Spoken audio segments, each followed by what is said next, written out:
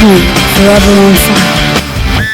BJP ಹಾಗೂ JDS ಕಾಲದ 17 ಹಗರಣಗಳನ್ನು ಬಿಚ್ಚಿಡೋದಕ್ಕೆ ಅಂತ ರಾಜ್ಯ ಸರ್ಕಾರ ಈಗ ನಿರ್ಧಾರ ಮಾಡ್ತಾ ಇದೆ. 17 ಹಗರಣಗಳನ್ನು ತನಿಖೆಗೆ ಕೊಡೋದಕ್ಕೆ ಅಂತ ರಾಜ್ಯ ಸರ್ಕಾರ ನಿರ್ಧಾರ ಮಾಡ್ತಾ ಇದೆ.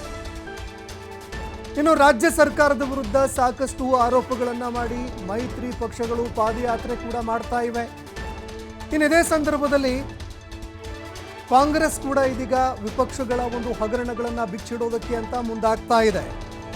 17 ಹಗರಣಗಳನ್ನು ತನಿಖೆಗೆ ಕೊಡೋದಕ್ಕೆ ಅಂತ ರಾಜ್ಯ ಸರ್ಕಾರ ನಿರ್ಧಾರ ಮಾಡಿದೆ. ತನಿಖೆ ಮಾಡಿರುವಂತಹ ಹಗರಣಗಳ ಚಾರ್ಜ್ ಶೀಟ್ ಕೋರ್ಟ್ಗೆ ಸಲ್ಲಿಕೆ ಮಾಡೋದಕ್ಕೆ ಅಂತ ನಿರ್ಧಾರ ಕೂಡ ಮಾಡಲಾಗಿದೆ.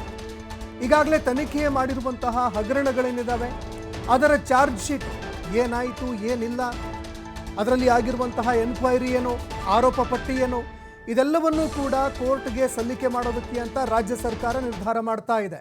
ತನಿಖೆ ಆಗದೇ ಇರುವಂತಹ ಹಗರಣಗಳನ್ನು ಕೂಡ ತನಿಖೆಗೆ ಕೊಡೋದಕ್ಕೆ ಅಂತ ನಿರ್ಧಾರವನ್ನು ಮಾಡಲಾಗ್ತಾ ಇದೆ. ಕ್ಲೋಸ್ ಆಗಿರುವಂತಹ ಪ್ರಕರಣಗಳನ್ನು ರೀಓಪನ್ ಮಾಡೋದಕ್ಕೆ ಅಂತ ಕೂಡ ರಾಜ್ಯ ಸರ್ಕಾರ ತೀರ್ಮಾನವನ್ನು ಮಾಡ್ತಾ ಇದೆ. ಈ ಹಿಂದೆ ಏನೋ ಒಂದು ಸಮಿತಿ ಮಾಡ್ತೀವಿ, ತನಿಖೆ ಮಾಡ್ತೀವಿ ಅಂತ ಅದಾದ ಬಳಿಕ ಯಾವ ಪ್ರಕರಣಗಳನ್ನು ಕ್ಲೋಸ್ ಮಾಡಿದ್ರು ಆ ಪ್ರಕರಣಗಳನ್ನು ಕೂಡ ರೀಓಪನ್ ಮಾಡೋದಕ್ಕೆ ಅಂತ ರಾಜ್ಯ ಸರ್ಕಾರ ತೀರ್ಮಾನ ಮಾಡ್ತಾ ಇದೆ. ಎರಡೂ ಪಕ್ಷದ ನಾಯಕರ ಮೇಲೆ ಏನೆಲ್ಲ ಕೇಸ್ಗಳಿದ್ದಾವೆ ಆ ಕೇಸ್ಗಳಿಗೆ ಮರುಜೀವ ಕೊಡೋದಕ್ಕೆ ಅಂತ ರಾಜ್ಯ ಸರ್ಕಾರ ನಿರ್ಧಾರ ಮಾಡಿದೆ ಅನ್ನುವಂಥದ್ದು ಗೊತ್ತಾಗ್ತಾ ಇದೆ.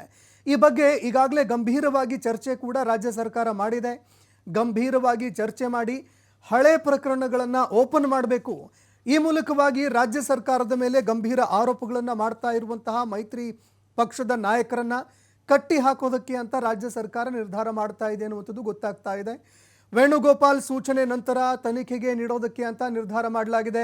ಬಿಟ್ಕಾಯಿನ್ ಪ್ರಕರಣ, PSI ನೇಮಕಾತಿ, ಅಕ್ರಮ ಹಗರಣ ಏನಾಗಿತ್ತು ಅದು, ಉಪನ್ಯಾಸಕರ ನೇಮಕಾತಿ, ಬೋವಿ ನಿಗಮದಲ್ಲಿ ಆಗಿದ್ದಂತಹ ಹಗರಣ, ಅಂಬೇಡ್ಕರ್ ನಿಗಮದಲ್ಲಿ ಆಗಿದ್ದಂತಹ ಹಗರಣದ ಆರೋಪ, ಇವೆಲ್ಲವನ್ನೂ ಕೂಡ ಇದೀಗ ಮತ್ತೆ ರೀಓಪನ್ ಮಾಡಿ ಈ ಪ್ರಕರಣದಲ್ಲಿ ಏನಾಗಿತ್ತು, ಕೆಲವೊಂದು ಸಂದರ್ಭದಲ್ಲಿ ಸಮಿತಿ ಕೂಡ ರಚನೆಯಾಗಿತ್ತು, ಅದೇ ರೀತಿಯಾಗಿ ರಾಜ್ಯ ಪೊಲೀಸರಿಂದ ತನಿಖೆ ಮಾಡಿಸಿ ಕೆಲವು ಪ್ರಕರಣಗಳು ಕ್ಲೋಸ್ ಕೂಡ ಆಗಿದ್ವು, ಆ ಪ್ರಕರಣದಲ್ಲಿ ಏನೆಲ್ಲ ಒಂದು ತನಿಖೆ ಆಗಿತ್ತು, ಬೆಳವಣಿಗೆಗಳಾಗಿತ್ತು, ಅದರ ಒಂದು ಆರೋಪ ಪಟ್ಟಿ ಏನಿತ್ತು, ತನಿಖೆಯಾಗಿ ಆರೋಪ ಪಟ್ಟಿ ಏನು ಸಲ್ಲಿಕೆ ಆಗಿತ್ತು ಅದನ್ನೂ ಕೂಡ ಕೋರ್ಟ್ಗೆ ಹಾಜರುಪಡಿಸೋದಕ್ಕೆ ಅಂತ ಈಗ ರಾಜ್ಯ ಸರ್ಕಾರ ನಿರ್ಧಾರ ಮಾಡಿದೆ.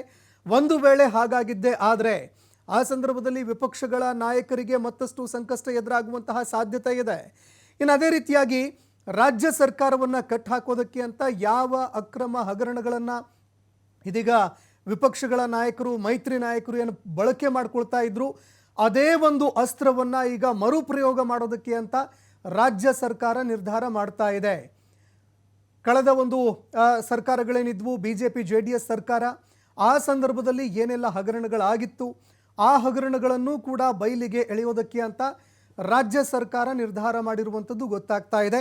ಅದೇ ರೀತಿಯಾಗಿ ಈ ಪ್ರಕರಣಗಳನ್ನು ಮರು ಓಪನ್ ಮಾಡೋದಕ್ಕೆ ಅಂತ ರಾಜ್ಯ ಸರ್ಕಾರ ನಿರ್ಧಾರ ಮಾಡಿದೆ ಅನ್ನುವಂಥದ್ದು ಗೊತ್ತಾಗ್ತಾ ಇದೆ. ಈ ಬಗ್ಗೆ ಮತ್ತಷ್ಟು ಮಾಹಿತಿಗಳನ್ನು ಕೊಡ್ತಾ ಹೋಗ್ತಾರೆ ಪ್ರತಿನಿಧಿ ಶಿವಕುಮಾರ್ ಜೋಹಳ್ಳಿ, ಫೋನ್ ಸಂಪರ್ಕದಲ್ಲಿ ಜಾಯ್ನ್ ಆಗಿದ್ದಾರೆ. ಶಿವಕುಮಾರ್, ರಾಜ್ಯ ಸರ್ಕಾರವನ್ನು, CM ಅವರನ್ನು, ಅದೇ ರೀತಿಯಾಗಿ ಕಾಂಗ್ರೆಸ್ ನಾಯಕರನ್ನ ಕಟ್ ಹಾಕೋದಕ್ಕೆ ಅಂತ ಎರಡೂ ಪಕ್ಷಗಳು, BJP JDS ಎರಡೂ ಪಕ್ಷಗಳು ಹಗರಣ, ಅಕ್ರಮ ಇದೇ ಅಸ್ತ್ರಗಳನ್ನು ಪ್ರಯೋಗ ಮಾಡ್ತಾ ಇತ್ತು. ಇದೀಗ ಇದೇ ಅಸ್ತ್ರವನ್ನು ಮರುಪ್ರಯೋಗ ಮಾಡೋದಕ್ಕೆ ಅಂತ ರಾಜ್ಯ ಸರ್ಕಾರ ಏನಾದರೂ ನಿರ್ಧಾರ ಮಾಡ್ತಾ ಇದೆಯಾ? ಒಂದು ವೇಳೆ ಏನಾದರೂ ಈ ಪ್ರಕರಣಗಳು ರೀಓಪನ್ ಆದರೆ ಆಗ ರಾಜಕೀಯ ಬೆಳವಣಿಗೆಗಳು ಯಾವ ರೀತಿಯಾಗಿ ನಡೀಬಹುದು ಅಂತ? ಸಂತೋಷ್, ಪ್ರಸ್ತುತ ಮೂಡ ಹಗರಣವನ್ನ ಗಮನದಲ್ಲಿಟ್ಕೊಂಡು ಮುಖ್ಯಮಂತ್ರಿಗಳ ರಾಜೀನಾಮೆಗೆ ಆಗ್ರಹಿಸಿ ಬಿಜೆಪಿ ಮತ್ತೆ JDS ನಾಯಕರು ಪಾದಯಾತ್ರೆಯನ್ನ ಮಾಡ್ತಾ ಇದ್ದಾರೆ. ಇವತ್ತು ಸಮಾರೋಪ ಸಮಾರಂಭ ಕೂಡ ಇದೆ. ಸೊ ಇದರ ನಡುವೆ ಬಿಜೆಪಿ ಮತ್ತೆ JDS ನಾಯಕರು ಏನ್ ನಿರಂತರವಾಗಿ ಆರೋಪಗಳ ಮೇಲೆ ಆರೋಪಗಳನ್ನ ಮಾಡ್ತಾ ಇದ್ದಾರೆ, ಮುಖ್ಯಮಂತ್ರಿಗಳನ್ನ ಕೆಳಗಿಳಿಸುವಂತಹ ಒಂದು ಪ್ರಯತ್ನಕ್ಕೆ ಕೈ ಹಾಕಿದ್ದಾರೆ. ಇದರ ವಿರುದ್ಧವಾಗಿ ಈಗ ಸರ್ಕಾರ ಕೂಡ ತಿರುಗಿಬಿದ್ದಿದೆ. ಬಿಜೆಪಿ ಮತ್ತೆ JDS ಸರ್ಕಾರದ ಅವಧಿಯಲ್ಲಿ ಆಗಿರುವಂತಹ ಹಗರಣಗಳನ್ನ ಮರು ತನಿಖೆಗೆ ನೀಡೋದಕ್ಕೆ ಈಗಾಗಲೇ ನಿರ್ಧಾರವನ್ನ ತೆಗೆದುಕೊಂಡಿದೆ.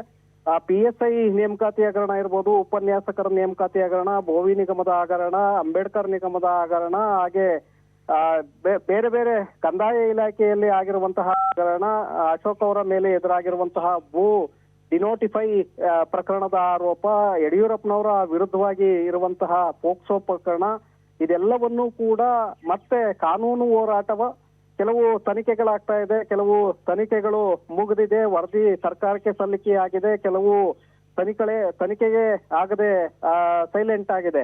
ಸೊ ಇಂತಹ ಪ್ರಕರಣಗಳನ್ನ ತನಿಖೆ ಆಗದೆ ಇರುವಂತಹ ಪ್ರಕರಣಗಳ ಮತ್ತೆ ತನಿಖೆಗೆ ಕೊಡೋದು, ತನಿಖೆ ಮುಗಿದಿರುವಂತಹ ಪ್ರಕರಣಗಳನ್ನ ನ್ಯಾಯಾಲಯಕ್ಕೆ ಚಾರ್ಜ್ ಶೀಟ್ ಅನ್ನ ಸಲ್ಲಿಕೆ ಮಾಡೋದು, ಹಾಗೆ ಯಾವುದು ಕೋರ್ಟ್ಗಳಲ್ಲಿ ಪೆಂಡಿಂಗ್ ಉಳಿದಿದೆ ಅದನ್ನ ವೆಕೇಟ್ ಮಾಡಿಸಿ ಮತ್ತೆ ಸುಪ್ರೀಂ ಕೋರ್ಟ್ಗೆ ಹೋಗುವಂತಹ ನಿಟ್ಟಿನಲ್ಲಿ ಸರ್ಕಾರ ಈಗಾಗಲೇ ನಿರ್ಧಾರವನ್ನ ತೆಗೆದುಕೊಂಡಿದೆ. ಹಾಗಾಗಿ ಈ ಸುಮಾರು 21 ಪ್ರಕರಣಗಳನ್ನ ಈಗ ಸರ್ಕಾರ ಅಧಿಕೃತವಾಗಿ ಪಟ್ಟಿಯನ್ನ ಮಾಡಿದ್ದು, ಒಂದೊಂದಾಗಿ ಬಿಜೆಪಿ ಮತ್ತೆ ಜೆಡಿಎಸ್ ನಾಯಕರ ವಿರುದ್ಧವಾಗಿ ಪ್ರಕರಣಗಳನ್ನ ದಾಖಲು ಮಾಡೋದಕ್ಕೆ ಈಗ ಮುಂದಾಗಿದೆ ಸಂತೋಷ್. ಹಾಗಾಗಿ ಬಹುತೇಕ ಯಾಕೆಂದ್ರೆ ಯಡಿಯೂರಪ್ಪನವರ ಅವಧಿಯಲ್ಲಿ ಆದಂತಹ ಕೋವಿಡ್ ಹಗರಣದ ತನಿಖೆಗೂ ಕೂಡ ಈಗ ಸರ್ಕಾರ ಮುಂದಾಗಿದೆ. ಯಾಕೆಂದ್ರೆ ಸುಮಾರು 2300 ಕೋಟಿ ರೂಪಾಯಿಗಳ ಹಗರಣ ಆಗಿದೆ ಅನ್ನುವಂತಹ ಆರೋಪಗಳು ಆ ಸಂದರ್ಭದಲ್ಲಿ ಬಂದಿದ್ವು. ಸೊ ಅದು ಹಾಗೆ ಪೆಂಡಿಂಗ್ ಉಳಿದಿದೆ. ಸೊ ಈ ಒಂದು ತನಿಖೆ ಮತ್ತೆ ಮರುಚಾಲನೆಯನ್ನ ಕೊಡುವಂತ ನಿಟ್ಟಿನಲ್ಲಿ ಸರ್ಕಾರ ಯೋಚನೆಯನ್ನ ಮಾಡ್ತಾ ಇದೆ. BSY ವಿರುದ್ಧ ಇದ್ದಂತಹ ಪೋಕ್ಸೋ ಕೇಸ್ ಏನಿತ್ತು ಅದು ಹೈಕೋರ್ಟ್ ನಲ್ಲಿ ಸ್ಟೇ ಆಗಿದೆ. ಆ ಸ್ಟೇಯನ್ನ ವೆಕೆಟ್ ಮಾಡಿಸ್ಬೇಕು, ಮತ್ತೆ ಸುಪ್ರೀಂ ಕೋರ್ಟ್ಗೆ ಹೋಗೋದಕ್ಕೆ ಈಗಾಗಲೇ ಅಡ್ವೊಕೇಟ್ ಜನರಲ್ ಶಶಿಕಿರಣ್ ಶೆಟ್ಟಿ ಅವರಿಗೆ ಸರ್ಕಾರ ಸೂಚನೆಯನ್ನ ಕೊಟ್ಟಿದೆ. ಆ ನಿಟ್ಟಿನಲ್ಲೂ ಕೂಡ ದಾಖಲೆಗಳನ್ನ ಸಂಗ್ರಹಿಸುವಂತ ಒಂದು ಕೆಲಸವನ್ನ ಮಾಡ್ತಾ ಇದೆ. ಹೀಗಾಗಿ ಬಹುತೇಕವಾಗಿ ಎಲ್ಲ ಪ್ರಕರಣಗಳ ತನಿಖೆಗೆ ಕೊಡುವ ಮೂಲಕ ಆ ನಾಯಕರ ಬಾಯಿ ಮುಚ್ಚುವಂತ ಒಂದು ಪ್ರಯತ್ನಕ್ಕೆ ಈಗ ಸರ್ಕಾರ ಮುಂದಾಗಿರುವಂತದ್ದು ಸಂತೋಷ್. ಧನ್ಯವಾದಗಳು ಶಿವಕುಮಾರ್ ನಿಮ್ಮೆಲ್ಲ ಮಾಹಿತಿಗೆ.